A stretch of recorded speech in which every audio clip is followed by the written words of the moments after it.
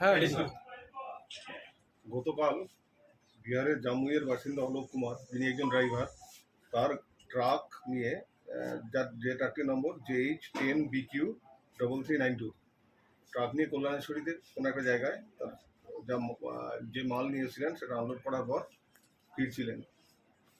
আমাদের চৌরঙ্গির কাছাকাছি একটি জায়গায় গাড়িটা দাঁড় করিয়ে খাবে ঠিক করে।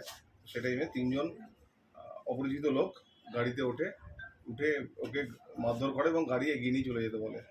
তো গাড়িটা জুবিলির কাছাকাছি আসার পর ওদের নামিয়ে দেয় এবং গাড়ি নিয়ে চলে যায়। তো ওই ব্যক্তি থানায় এসে কমপ্লেন করেন। আমরা একটা স্পেসিফিক কেস স্টার্ট করি এবং ইনভেস্টিগেশনের চলাকালীন আমরা সোর্স ইনফরমেশন পাই যে ভানোড়া কলিয়ারির আশেপাশে ট্রাকটাকে দেখা গেছে। তখন আমাদের পুলিশ টিম ওখানে যায়, ওই ট্রাকটাকে পায় এবং সঙ্গে যে তিনজন ট্রাকটাকে ছিনতাই করেছিল, স্ন্যাচ করেছিল, তাদের আমরা ধরি এবং তাদের আজকে আমরা আমাদের কোর্টে ফরওয়ার্ড করছি এবং পুলিশ রিমান্ডে নেব।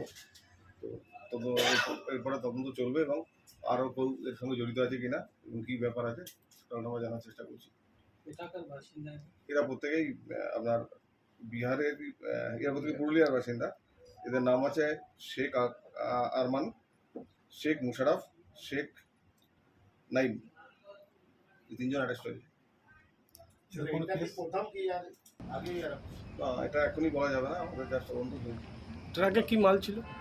ট্রাক ফাঁকা ট্রাক ছিল। এটা ট্রাকটা কিছু আয়রন ছিল, যেটা আমরা কল্যাণেশ্বরীতে আনলোড করে ফিরছিল।